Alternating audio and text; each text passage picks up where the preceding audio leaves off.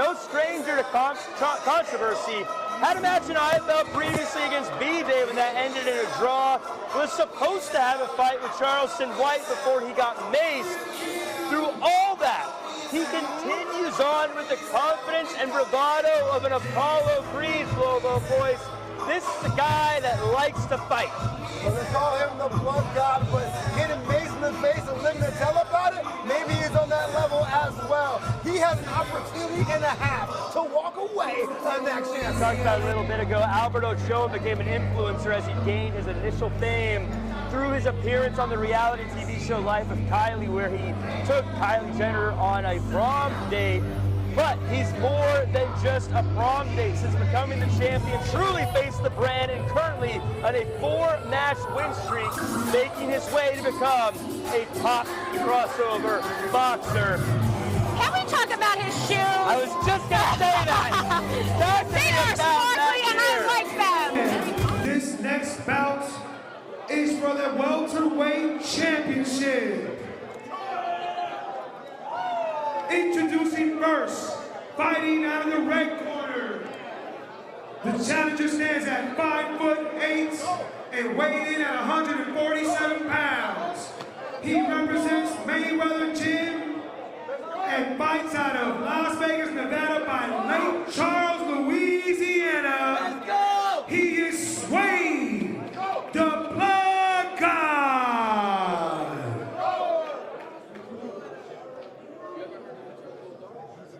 And introducing the champion to my right. He stands at 5'11" and represents pound for pound. He's fighting out of Sacramento by Las Vegas, Nevada. He is Albert King Ochoa. The crowd gets loud, Flobo.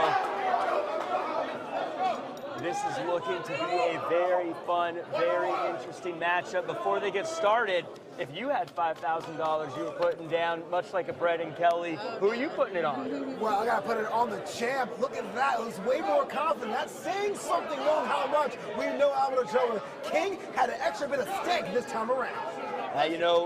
Recently, Heather, Albert Ochoa signed with Bob Santos, as we mentioned, Team Santos. He's the only influencer boxer other than Jake Paul to work with Bob Santos, which tells you the kind of prospect Ochoa is. That just tells you how seriously he is taking it and how much he wants this for his career and for his future. As we continue to see this first round move on here, Flopo, the training of both guys is really, really something. I know that Suede came in and was saying that he likes to fight, the other guy likes to train, but Suede, to his credit, he trains at Mayweather Boxing with influencer fight league veteran Vincent the Razor Ruiz, an absolute favorite here on it. Yeah, I'll be honest with you, I don't think Albert kind of underestimated the pedigree of Suede guy, but there was an early jab in the first round that made Albert go, okay, looks like you can hang with me. I think that's what you're talking about. There's trainers, there's people you align yourself with, and it all comes down to practice.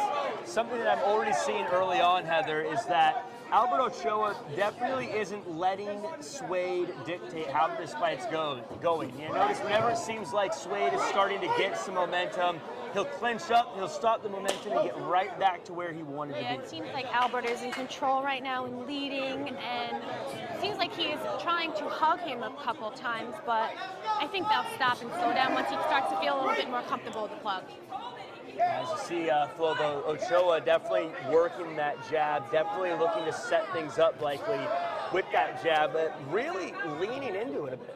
Yeah, absolutely. The jab has really been one of the few tools he's been using, but this round has been pretty much the challenger's playground. Every time you see a little bit of exchange, that last exclamation point comes from those guys. You know, something we saw earlier in the night, Heather, was that in that match with Brendan Kelly versus G. Perez, the judges seem to like the technical aspect of this, and I think that's going to play into the hands of an Albert Ochoa as the first round ends. As you can see him lining up shots, connecting, maybe not knockout shots, maybe not staggering shots, but he's landing a lot of shots and he's not missing as many as someone like Suede. He's landing his shots, he's doing what he needs to do. Suede really needs to come out and maybe do some power punches, really try to rattle Albert, hit him in the face a little. where maybe they'll wrap someone out during the entrance, maybe they'll be in the corner. It's really exciting here at Influencer Fight League. For sure, I think a lot of influencers stick together, so there's always a couple in the building wherever you go. You know, it's interesting, this crowd, this packed arena here has almost came to a hush as they're watching these two go at it for them. Yeah, absolutely. I think people were kind of expecting one flavor of contest. They were getting another one, still equally as valid, but it's kind of hard to tell. This is almost like two pieces of clay sculpting themselves in the ring.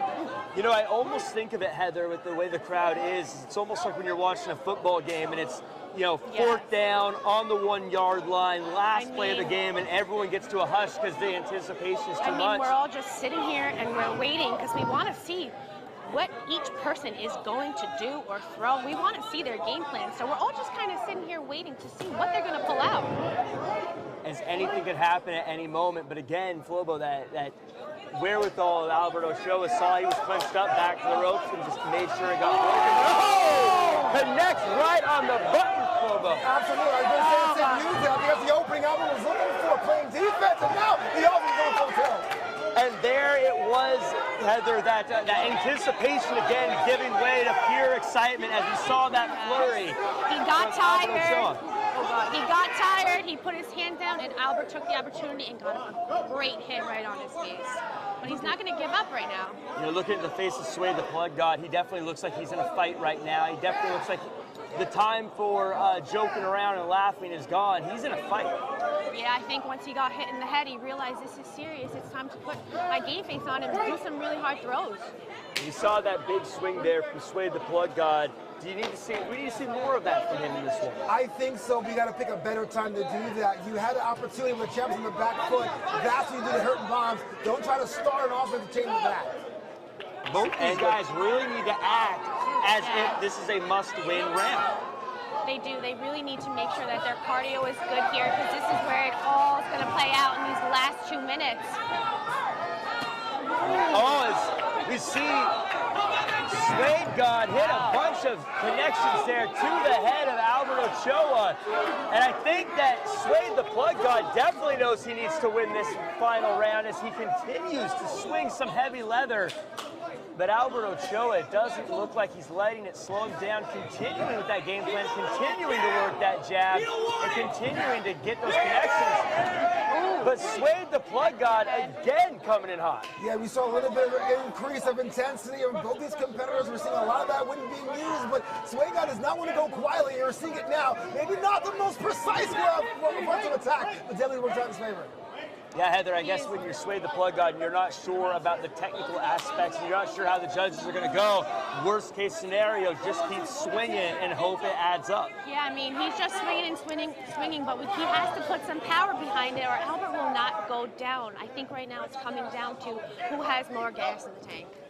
Ochoa really showing why he became the face of his brand in the first place, why he has been the champion for so long, why he's more than just a prom day from years ago, really showing that championship caliber fighting here. Absolutely. It's not just being a good fighter, it's being able to keep different kind of opponents, different flavors of the sport at bay. That's exactly what he's doing right here.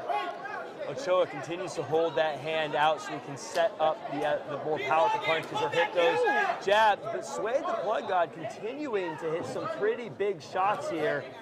Another shot to Ochoa, but Ochoa just, to his credit, continues to not look like he's letting this get to him. We've had a lot of fighters, Heather, tonight who said that they are unwavering, but Ochoa, more than anyone, I think, has shown a little bit of showmanship here. Wow, yes, and I mean, we are running out of time, so if they're going to do some... And there it is. I told you we were running out of time. And there it is, Flobo. Let me ask you about the showmanship from Ochoa at the very end there. That was a message, not to the Plug God. I think that was a message to the judges. Oh, absolutely. That says, look, I did not give you a contest that was up to my standard, but I think it's just enough. That last 30 seconds, you was playing with his food, and you know what? You're a IFL champ. You get the right to do that. Ladies and gentlemen, the judges have came to a decision. Your winner, and still the welterweight champion out of the blue corner, Albert King Ochoa. of the voice. And still, you can see the frustration on his way the plug Albert, face. who is it that you want to see next? You know, I want to go the route like Jake Paul fighting a UFC fighter next. I know I want your favorite from Sacramento, California. That's who I want. But I know you know my trainer,